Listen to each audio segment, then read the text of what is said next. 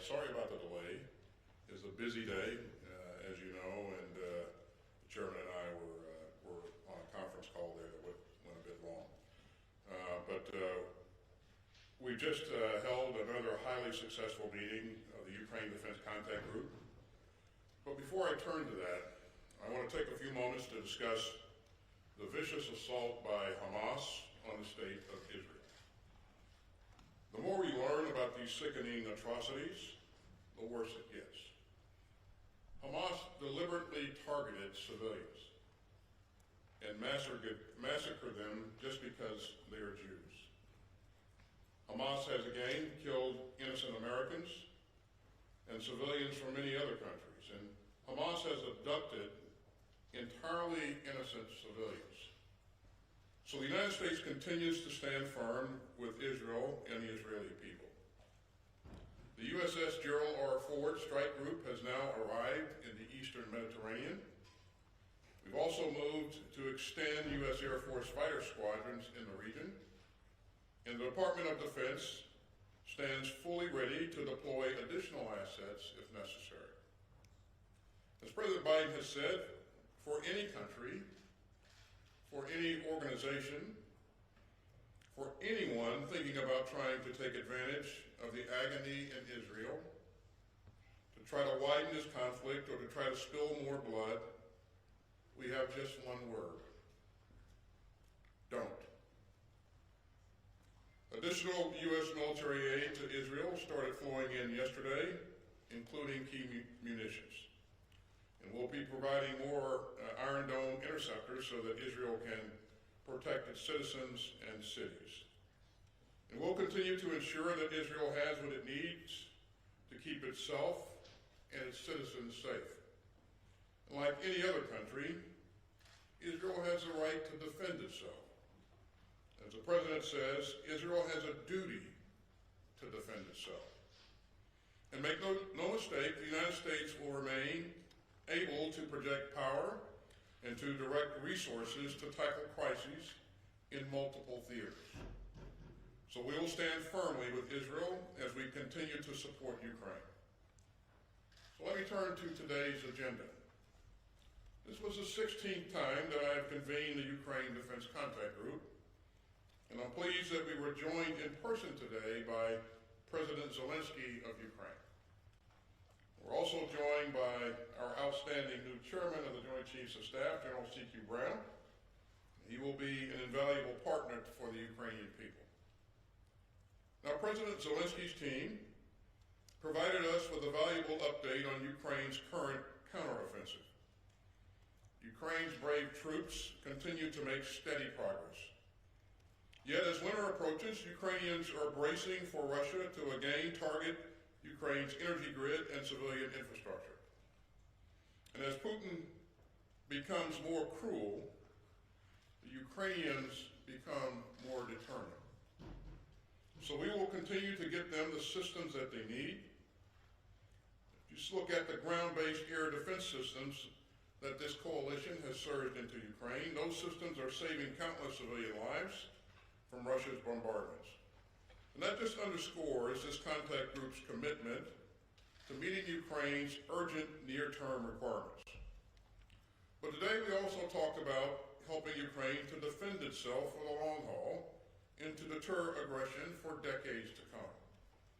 So members of this contact group are organizing into what we call capability coalitions. And that's going to make our security assistance more nimble and help to secure Ukraine's future. And some of these capability coalitions have already formed. Estonia and Luxembourg will lead a coalition focused on supporting Ukraine's IT infrastructure. Lithuania is leading the way in helping Ukraine neutralize Russian mines on Ukrainian territory. And I'm proud to announce that the United States will step up again to help lead the coalition of countries working with Ukraine to develop its Air Force. And by leading this capability coalition, the United States will coordinate closely with Ukraine and other partners with a focus on developing Ukraine's F-16 fighter aircraft capability. I'm pleased that Denmark and the Netherlands will be co-leading this coalition together with us. I'm also proud to announce that the United States will be joining several more of these coalitions as they form in the coming weeks, including those focused on Ukraine's air defense, armor, and artillery.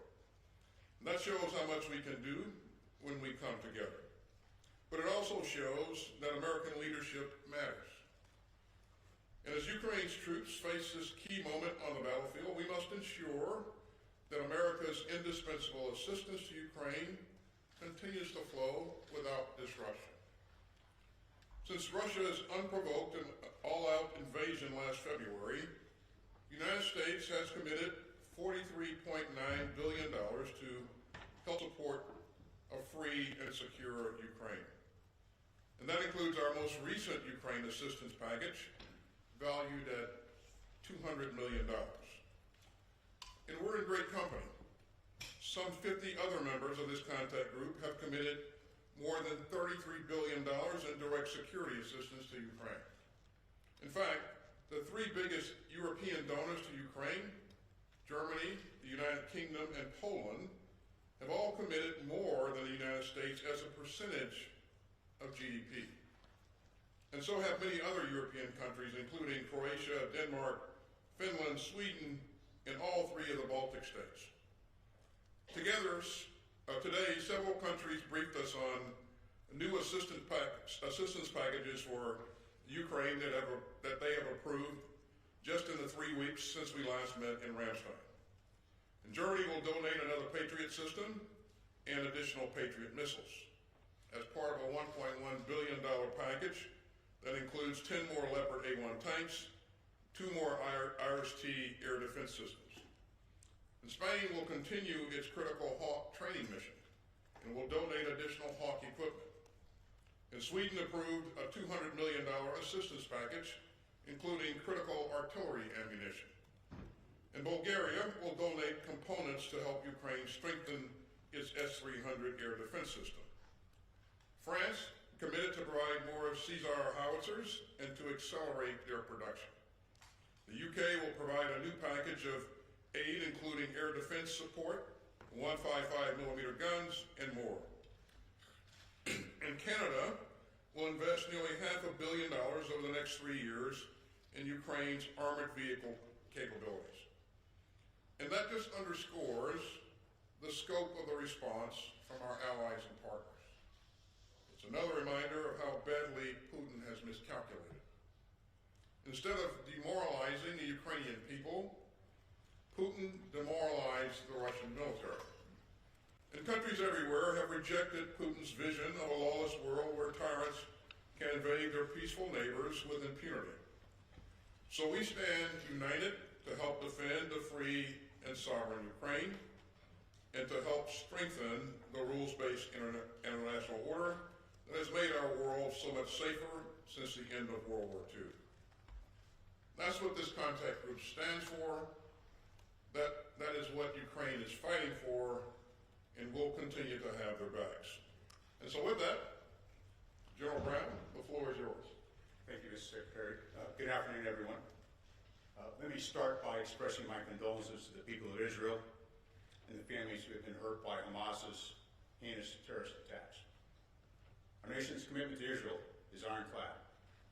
Our joint force has strengthened its posture in the region to support Israel as it protects itself and its people.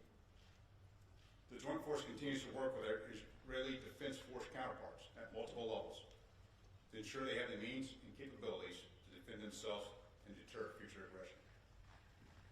Turning to our work here today, I'm honored to have just finished the first Ukraine Defense Contact Group as chairman of the Joint Chiefs of Staff.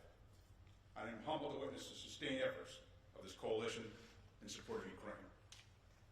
It reminds me of the words of President Franklin Delano Roosevelt, who said, "The structure of world peace cannot be the work of one nation. It cannot be a piece of a large nation or of small nations.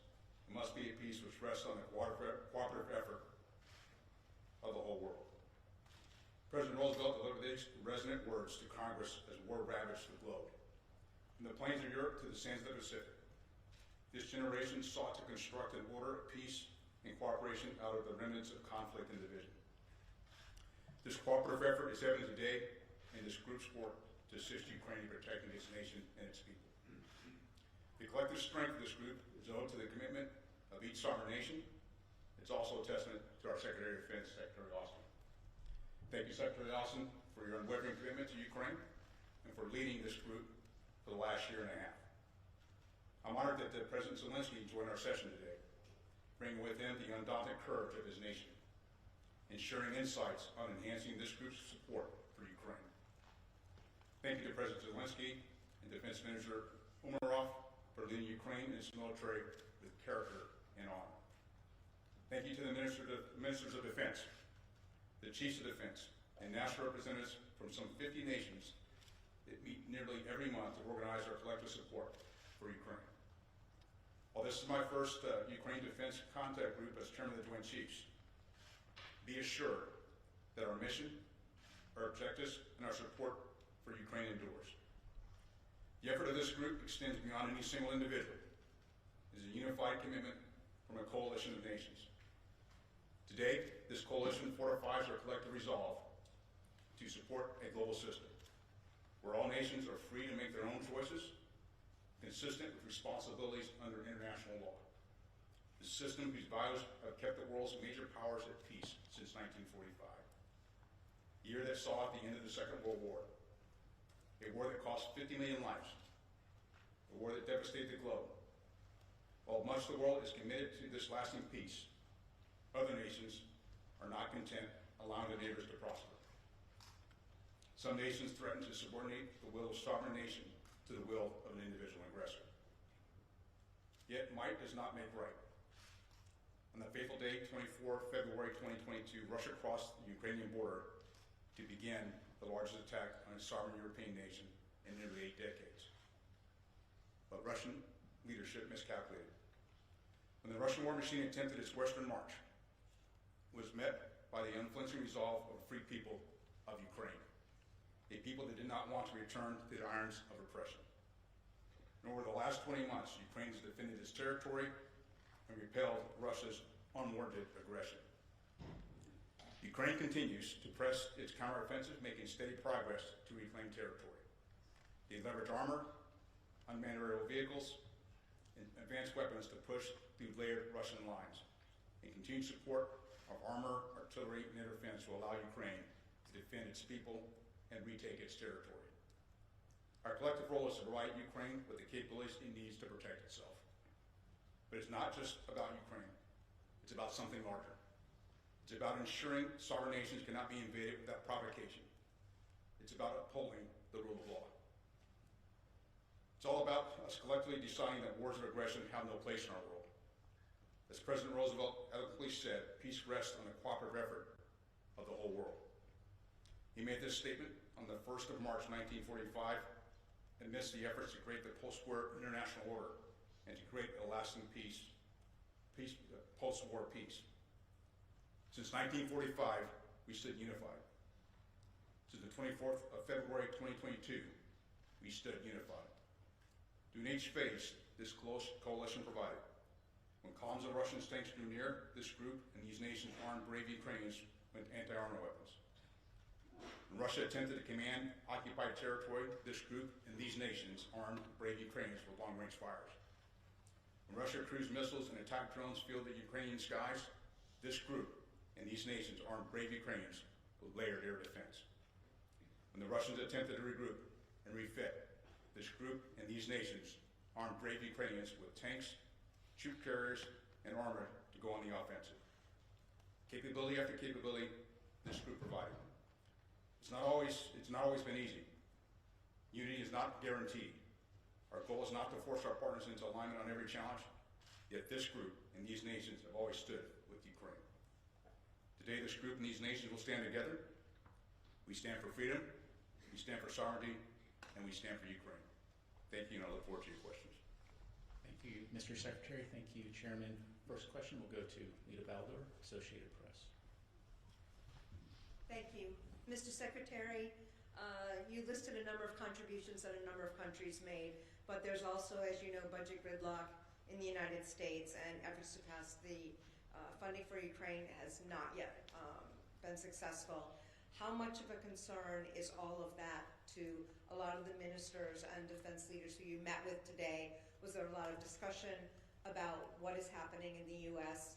And was there also concern that the effort to support Israel may take away from the effort to arm Ukraine? And Mr. Chairman, for you, you got an operational update from Ukraine today. Can you tell us, give us an update on what you learned and whether you believe that the muddy weather and everything that is coming, whether Ukrainian troops you believe are postured and equipped and ready for that? And then secondarily, can you tell us if you have seen any evidence that Hezbollah or other Iranian-backed groups have done any movement at all to take advantage of the Israel war?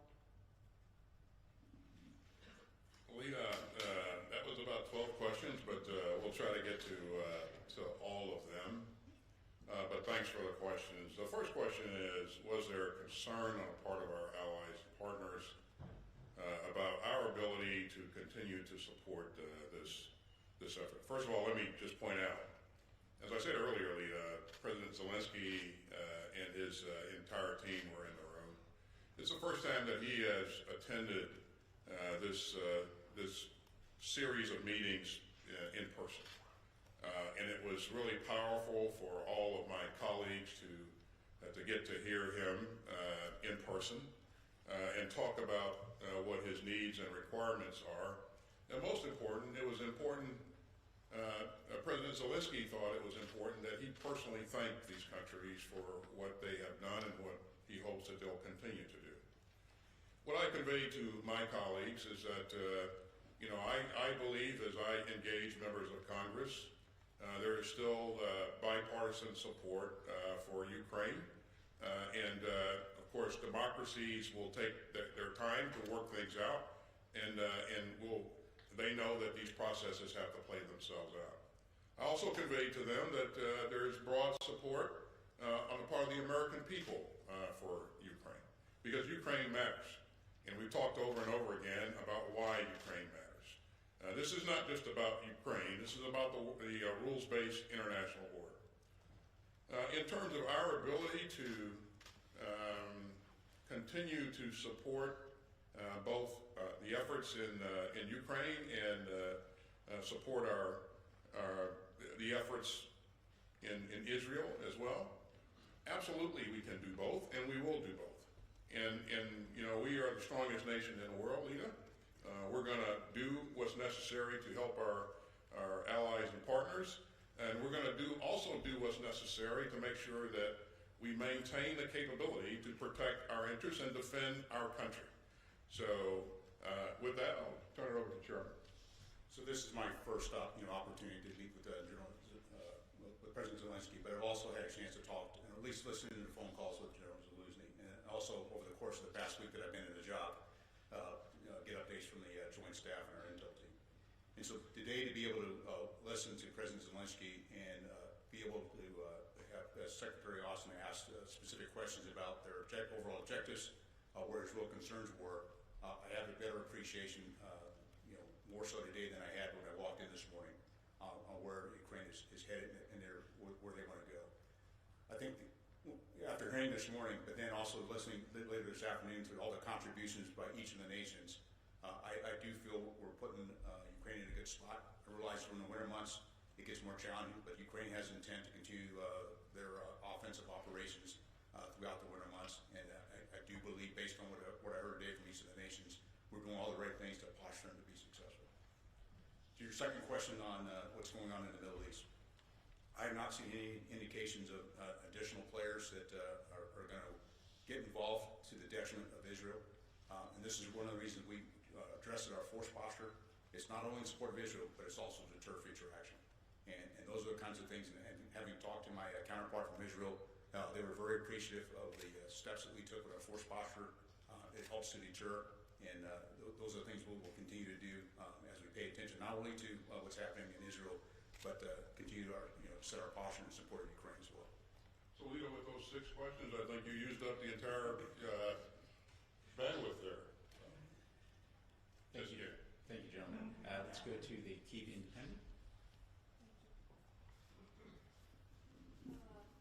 So recent media reports have suggested that the U.S. has decided to send ATACMS to Ukraine. When and in what quantity can we expect them to arrive in Ukraine? And how long do you anticipate the training to take place until Ukraine can receive them? And what is your assessment of Ukraine's counteroffensive thus far? And how does the results affect the West's continued support if Ukraine is not able to achieve its goal, especially since Russian defense is very strong right now? And Ukrainian soldiers often say to me that it's very difficult to advance without air superiority. So when can they finally expect F-16s to arrive, and what are the obstacles that are standing in the way? So your first question was on F-16s and when we expect for them to arrive. Was that the first part of the question? ATACMS. I don't have any announcements on ATACMS to make today, but what I will tell you is what we focused on is what we believe Ukraine needs, and we believe that because these are the things that President Zelensky addressed today. He spoke of a need for air defense, additional air defense, ground-based air defense capabilities, and also artillery platforms and artillery munitions. And so that's been our focus, and we have throughout focused on what we know that Ukraine's going to need, and that focus, I think, has been very, very instrumental in making sure that that President Zelensky can protect his cities and also protect his troops. So we'll continue that work. And F-16s, in terms of when they would arrive, as you know, we have an F-16 pilot training coalition that's working right now to train pilots. That work has begun in Europe, and also we're training pilots in the United States as well. And as we look at what it will take to provide an initial capability, this will take months, as we said before. So earliest is next spring when we can begin to see an initial capability. I certainly don't want to counter what the chairman just said, but my assessment is that the Ukrainians are making steady progress, and that's pretty much, I think, what the chairman said earlier. And again, we've been very impressed by the determination, by the valor of the Ukrainian forces, and we will continue to focus on providing the forces and the leadership those things that they need to be successful in this fight on the battlefield. So, yeah. Thank you. Let's go to Felicia Schwartz, Financial Times. First, for you, Mr. Secretary, do you believe a ground invasion of Gaza is imminent, and what advice are you giving Israel about that operation? And for General Brown, do you think that Ukraine needs to change its strategy heading into a pivotal winter as more American funding is uncertain and could be delayed? Thanks, Felicia. I'll let Israel talk about its plans and its operations, and I won't evaluate things one way or the other. I think my goal, and I know the focus of our leadership, is to provide support to the Israeli Defense Force, give them focus on what they need, what they're asking for, and to get it there as quickly as possible. And so we have established contact with or liaison with the Israeli Defense Forces. I've talked to the Minister of Defense near daily since this started, and so we really feel like we have a good feel for what they need. But in terms of their detailed plans, what they're going to do, what they're not going to do, I would defer to them, Felicia. I think that's it's their effort, and I think they're still in the planning and assessment mode. So, Felicia, what I would say, just as we listen to President Zelensky today and Minister of Defense Omarov, I don't see that their plans will change. And what I would also say to that is that we actually have, because of the funding we have and our drawn-out authority and others, we have equipment coming all the way to the first of the year. So that's been mapped out fairly well. I would also add, as I mentioned earlier, that many of the nations today, as they went around it's the collection of capability, not just the U.S. provides, but that's the whole reason why this defense contact group has come together. And I think we are doing the right things to provide capability to Ukraine. And as each of the nations come together, it's a collective capability I think is important, not just what the U.S. provides, but it's all that comes together. And I think it's important to remember that there's 50 nations that have come together in support of Ukraine, and that's a pretty powerful group of people. And it was, as President Zelensky looked at that body there, and all of these ministers of defense and chiefs of defense were still very much focused on what his needs were, I think it may have been reassuring to him as well. So. Okay, for our final question, we'll go to Aurelie from Euractiv.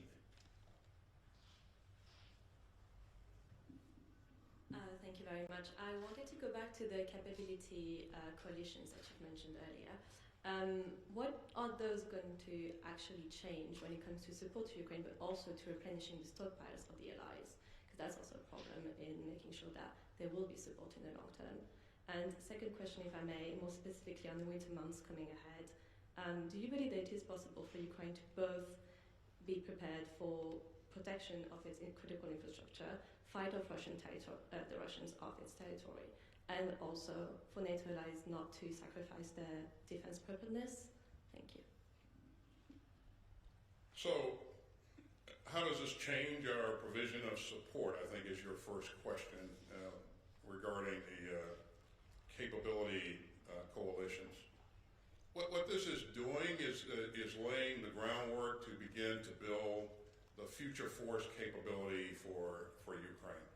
So if we have an armor coalition, for example, whoever is leading that coalition will work with others to assemble the capability, the armor capability that we believe that Ukraine will need to defend its sovereign territory in the future and deter aggression in the future. So if you look at each of the capability coalitions, they're all focused on a specific type of combat capability, armor, artillery, Air Force. There'll be a naval component that will be focused on building out a naval capability, an IT coalition that will help Ukraine strengthen its IT capabilities and be able to defend its networks going forward. So. Thank you very much, ladies and gentlemen. That is all the time we have for